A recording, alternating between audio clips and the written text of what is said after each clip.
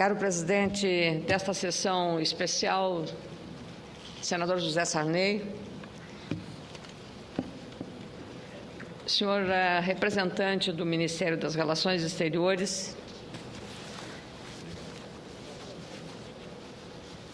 caro colega senador Jorge Viana, primeiro signatário dessa sessão especial, senador Fernando Collor, presidente da Comissão de Relações Exteriores, caro senador Aníbal Diniz, embaixador Jorge Lamazière, que havia citado, representante do nosso chanceler Antônio Patriota, que representa aqui o Ministério das Relações Exteriores, presidente da Fundação Alexandre Guzmão, Gilberto Saboia, deputado Marcos Afonso, representando aqui o governador do estado do Acre, nosso ex-colega Tião Viana.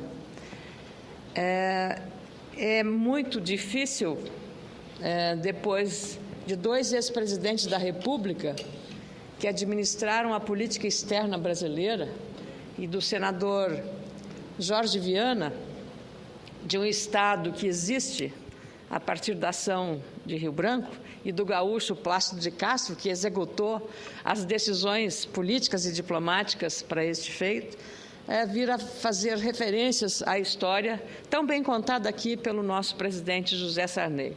Mais do que um discurso, ele foi um professor de história e um contador de muito boa qualidade da história deste brasileiro. Mas eu queria, como comunicadora que fui, senador Jorge Viana, cumprimentar o seu gabinete pela excelência do programa desta sessão especial em homenagem a Rio Branco.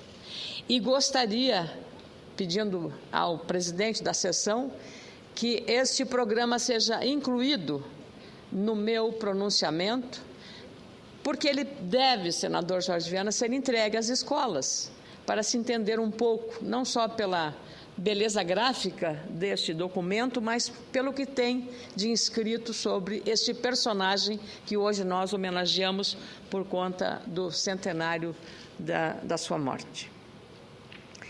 Eu queria, então, senador presidente José Sarney, dizer que, além de estar muito honrada com a presença aqui, representando também o líder do nosso partido, senador Francisco Dornelles, de me associar com muita honra a esta homenagem a este brasileiro, José Maria da Silva Paranhos, advogado, político, jornalista, historiador e, sobretudo, patrono e símbolo da diplomacia brasileira, a qual nós todos temos um grande orgulho.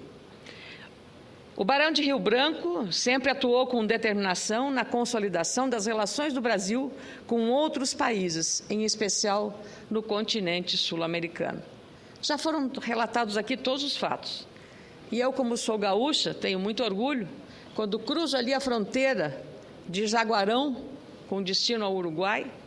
A cidade fronteiriça se chama justamente Rio Branco, em homenagem a este grande brasileiro deste século.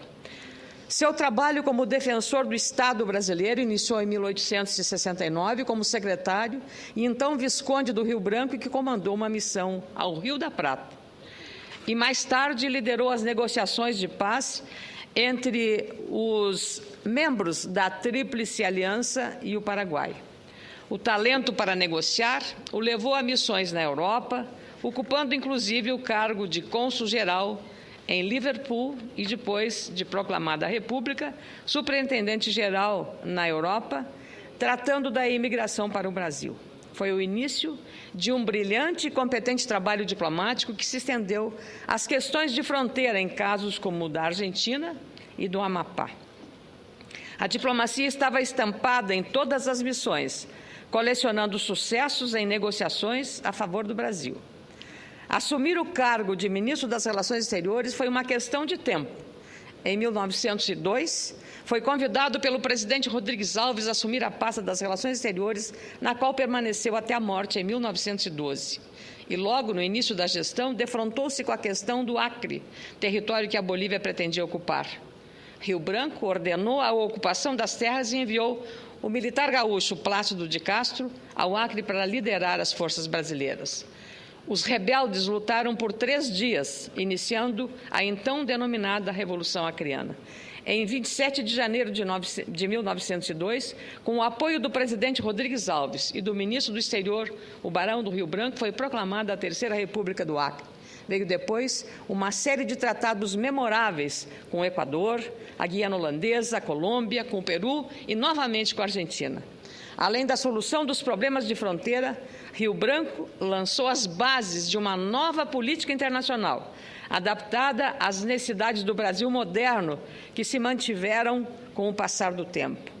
Foi nesse sentido que um devotado defensor da União das Américas, preparando o terreno para uma aproximação mais estreita com as repúblicas hispano-americanas e acentuando a tradição de amizade e cooperação com os Estados Unidos. Neste dia muito especial para a diplomacia brasileira, devemos lembrar a capacidade que o Barão do Rio Branco teve de negociar e redesenhar os contornos do nosso país. A política do Barão do Rio Branco, seus princípios e teorias, que se transformavam em ações ainda hoje, é citado como exemplo, não apenas para nossos representantes do exterior, mas para outras escolas diplomáticas de todo o mundo. A prova está do grande número de alunos de vários países que frequentam a escola do Instituto Rio Branco como uma fonte de excelência diplomática. Faço questão aqui de usar este depoimento e este documento, neste resumo do programa dessa sessão de hoje, uma citação do ex-chanceler Celso Laffer, publicado no Estado de São Paulo, no dia 19 de fevereiro deste ano, que trata de Rio Branco. Escreveu ele: Rio Branco contribuiu com uma política territorial pacífica e não violenta, de maneira decisiva para moldar a personalidade internacional do Brasil, como, nas suas palavras, um país que só ambiciona engrandecer-se pelas suas obras fecundas da paz, com seus próprios elementos dentro das fronteiras em que se fala a língua dos seus maiores, e que quer vir a ser forte entre vizinhos grandes e fortes. A capacidade do Barão do Rio Branco deve visualizar e aproveitar o momento político e econômico para avançar nas questões externas. Deve ser inspiração para o Brasil aproveitar o bom momento do Brasil no exterior e repensar a política externa, assumindo papéis cada vez mais importantes na agenda mundial. Aliás, como nesse momento faz a presidenta Dilma Rousseff, em missão especialíssima no momento de uma Europa conflagrada econômica e socialmente, nos encontros que tem na Alemanha com a chanceler Angela Merkel.